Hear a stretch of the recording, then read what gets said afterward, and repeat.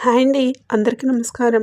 బ్రహ్మం గారి కాలజ్ఞానం ప్రకారం శ్రీ పరాభావ నామ సంవత్సరం ఉగాది నుండి జరిగేది ఇదే. బ్రహ్మం గారు చెప్పిన కాలజ్ఞానం ప్రకారం ఇప్పటి వరకు ఎన్నో వింతలు, విశేషాలు, సంఘటనలు జరిగాయి. అలాగే రాబోయే రోజుల్లో ఇంకా ఎన్నో చిత్ర విచిత్రాలు జరుగుతాయని ఆయన పేర్కొన్నారు.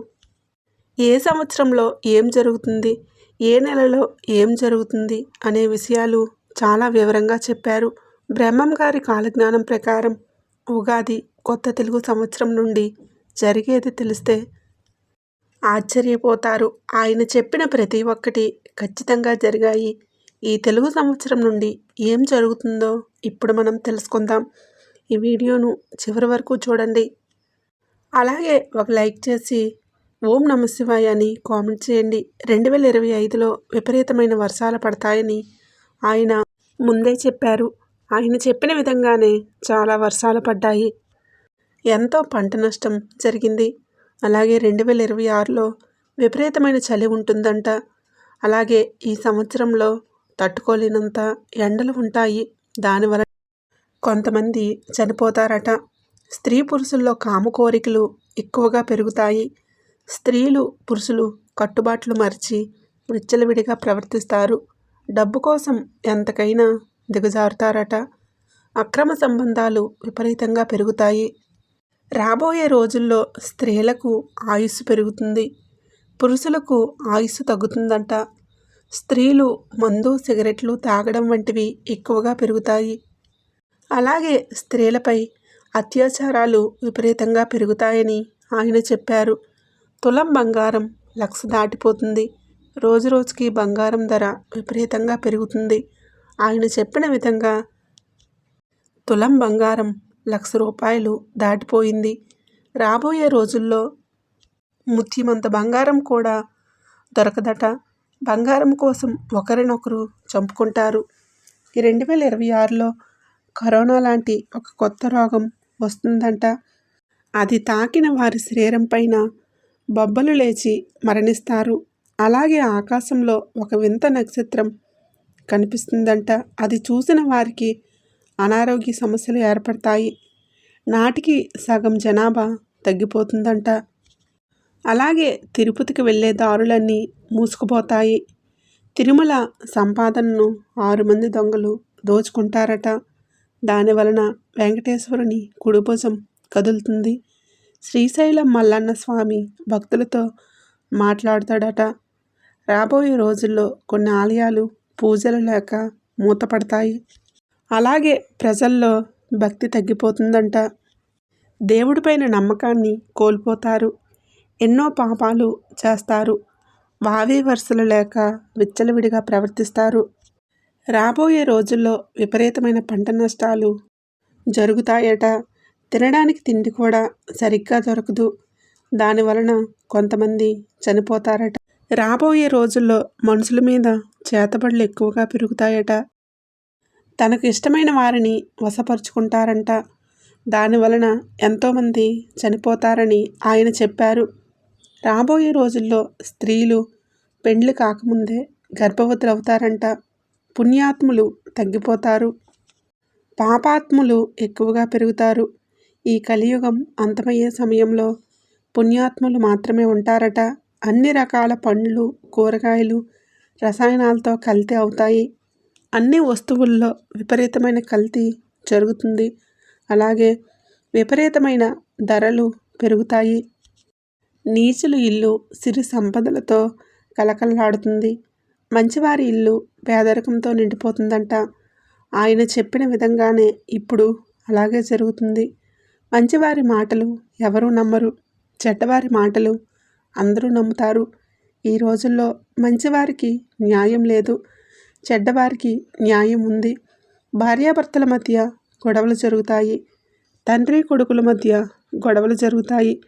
అన్నదమ్ముల మధ్య గొడవలు జరుగుతాయి. ఒకరినొకరు కొట్టుకుంటారు. మతం, కులం అనే భేదం లేకుండా పెళ్ళిళ్ళు జరుగుతాయి. డబ్బున్న వారికే విలువ ఉంటుంది. నోటి మాటకు విలువ లేకుండా పోతుంది. కలియుగం 50 సంవత్సరాలు అయిపోయిన తర్వాత కాశీలో గంగ ఎండిపోతుంది. 15 రోజులు చుక్క నీరు కూడా దొరకదు. 16వ రోజున పెద్ద వరదలు వస్తాయట. అలాగే రాబోయే రోజుల్లో గుండె జబ్బులతో చాలామంది చనిపోతారట. తెల్లకాకులు వచ్చి ఊరు చివరన ఏడ్చి మరణిస్తాయి. అది చూసిన వారు పిచ్చివారవుతారట. వారికి మాటలు రావట. వేప చెట్టుకు మామిడికాయలు కాస్తాయి. చింత చెట్టుకు మల్లెపూలు పూస్తాయి. పంది కడుపులో ఏనుగు పుడుతుంది. సముద్రంలో ఉన్న ప్రాణులన్నీ బయటికి వచ్చి చనిపోతాయట. ఆ రోజు ఒక్కసారిగా విధ్వంసం ఏర్పడుతుంది. ప్రజల్లో భయం, ఆందోళన పెరుగుతుంది. దానివలన భూకంపం వచ్చే అవకాశం ఉంటుంది. ప్రజలు అతి తిండి, అతి నిద్ర వలన అనేక రోగాలతో బాధపడతారు. దొంగ స్వాములు ఎక్కువవుతారు. ప్రజల ధనం దోచుకుంటారు. ఈ ప్రపంచం మొత్తం రాను రాను అనాథ పిల్లలతో నిండిపోతుంది. మనిషి కామానికి అద్దు అదుపు ఉండదు. చాలామంది కామానికి బానిస అయిపోతారట. రాబోయే రోజుల్లో అమెరికాలో పెద్ద భూకంపం వస్తుంది. దాని వలన ఆస్తి నష్టం, ప్రాణ నష్టం జరుగుతుంది. ఎంతోమంది చనిపోతారట. అలాగే రాబోయే రోజుల్లో సూర్యకాంతి భూమిపైన ఎక్కువగా పడుతుంది. దాని వలన చాలామంది మరణిస్తారు. భూమి లోపల నుండి విచిత్రమైన జీవులు బయటకు వస్తాయి. ఆకాశంలో విచిత్రమైన కొన్ని నక్షత్రాలు ఏర్పడతాయి. అవి రంగురంగుల కాంతులతో మెరుస్తాయి. అప్పుడే ఈ వింత సంఘటన జరుగుతుంది. రాబోయే రోజుల్లో అమావాస్య రోజు నిండు చందమామ కనిపిస్తుందంట. ప్రతి ఊరి చివరన గద్దలు గుంపులు గుంపులుగా చేరి ఏడుస్తాయి. దాన్ని చూసిన వారు రక్తం కక్కుకొని చనిపోతారట. ఆ రోజు విచిత్రమైన అరుపులు వినిపిస్తాయి. రాబోయే రోజుల్లో పెద్ద తుఫాను వస్తుంది. దానివలన సమాచార వ్యవస్థ మొత్తం పాడవుతుంది. కంప్యూటర్లు, ఫోన్లు అసలు పనిచేయవు. దానివలన కొంతమంది ప్రజలు పిచ్చివారవుతారట. అడవిలో ఉన్న జంతువులు ఊర్లోకి వస్తాయి. రోజు రోజుకి ధర్మం నశిస్తుంది. అధర్మమే గెలుస్తుంది. డబ్బున్నోడితే రాజ్యం అవుతుంది. రాజకీయాల కోసం ఒకరినొకరు కొట్టుకు చేస్తారట. కంచి కామాక్షి కంటి నుంచి రక్తం కారుతుంది. మధుర మీనాక్షి మనుషులతో మాట్లాడుతుంది. శ్రీశైలం మల్లన్న స్వామి శ్రీశైలంకు వెళ్తాడు. కృష్ణానదిలో నీళ్లు ఎక్కువగా పెరిగి దుర్గమ్మ తల్లి ముక్కుపుడకను తాకుతుంది. ఆకాశంలో 2 బంగారు హంసలు పుట్టి ఊరువాడ తిరుగుతాయి. వాటిని పట్టుకోవడానికి వెళ్ళిన వారు చనిపోతారు.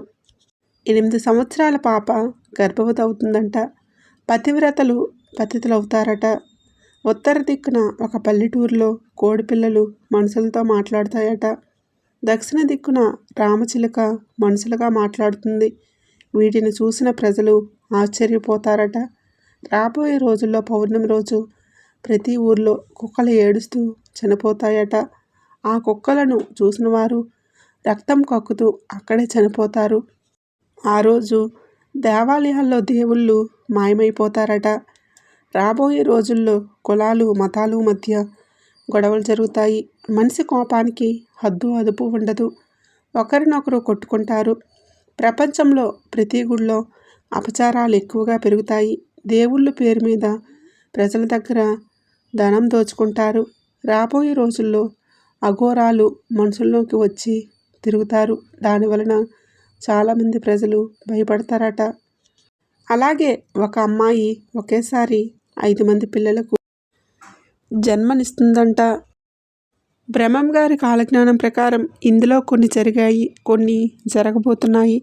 ఆయన చెప్పిన ప్రతి ఒక్కటి 100కు 100% ఖచ్చితంగా జరిగింది. భవిష్యత్తు గురించి ఆయన ముందే తెలియజేశారు. ఇలాంటివన్నీ అంటే ఇలాంటి వీడియోల కోసం ఇప్పుడే మన ఛానల్ని సబ్స్క్రైబ్ చేసుకొని ఈ వీడియోకైతే చిన్న లైక్ ఇచ్చి మాకు సపోర్ట్ చేయండి. ఈ వీడియో నచ్చినట్లయితే కామెంట్ బాక్స్లో ఓం నమః శివాయ అని తప్పకుండా కామెంట్ అయితే చేయండి. ధన్యవాదములు.